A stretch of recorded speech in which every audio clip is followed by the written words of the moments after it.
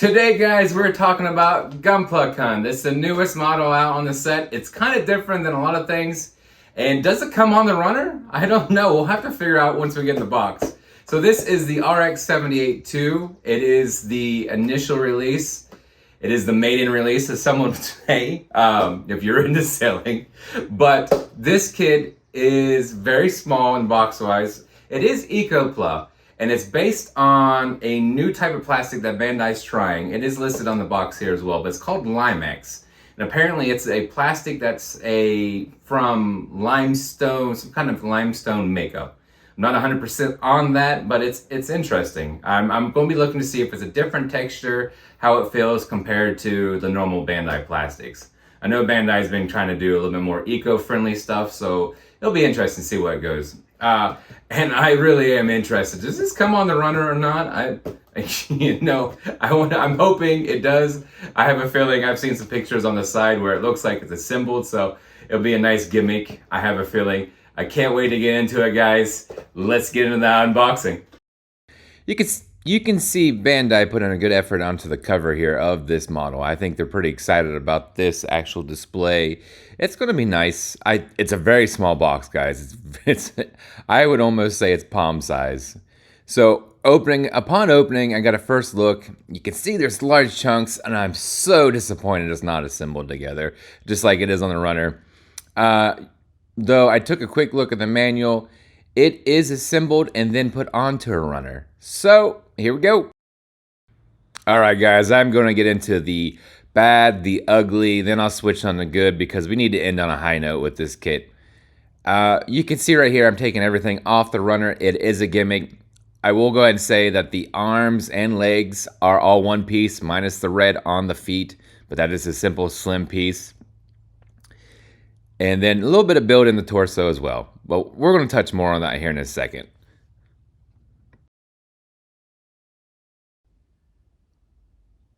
Here is a quick look at the base for this that actually keeps it up while it's on the runner. All right, go ahead. Oh, no!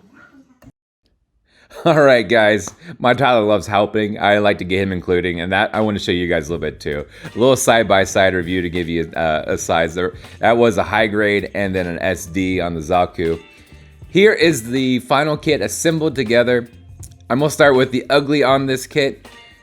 We're gonna go ugly. It is that Limex or limestone chemical that they use leaves a lot of white on the plastic of the colored area, so it's not great.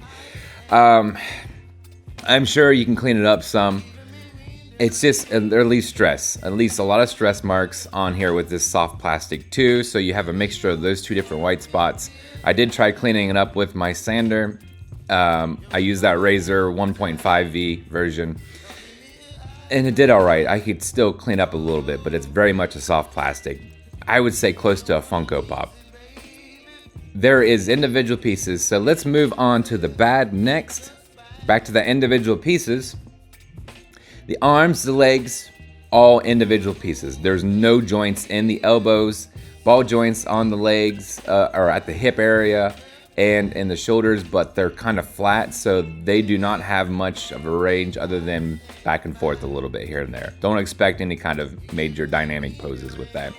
You can also see with the larger pieces on the head, they do have a tendency to kind of separate a little bit, and that's expected with those larger pieces. The plastic, again, is soft, so it does kind of finagle, work around.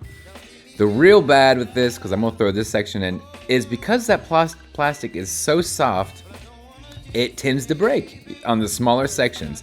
So I joked with a friend, it is about 10% super glue at this point. I don't know how many times that the scope off the beam rifle is broke, and then also on the backpack there, you can see where I actually reattached or reglued one of the swords. And then also, there's not much detail with this. There's good color separation in the chest and the head.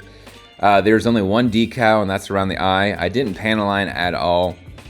I'm kind of curious to see how it does panel line with this new plastic. I like what Bandai's trying to do. I think they need to fine tune it some more, but we'll see where it goes.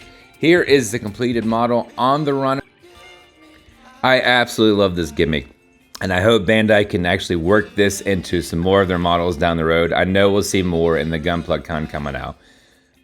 On a final note, they need to figure this out a little bit more with the plastic, and I don't know if this is just a trial with a different Ecopla plastic, but we'll see how it goes. I definitely rate this kit on the lower side of things. I'll give it a quick spin here so you can see it on the base, but the base does a solid job holding it up as long as you're not moving it around too much. If you knock it over, it's probably going to break something. But I like the design, I like the concept, I like to try something new, and I'm glad Bandai is willing to give it a shot too. It wasn't that expensive kit, so I wasn't really out of much money, and it took me very little time to build this kit, guys. So on that note, I'm going to give this a solid C rating, with very much room to improve. But I want to know what you guys think. Drop down there, hit that subscribe button, it really helps out the channel, and let me know what you guys think. Until next time, love.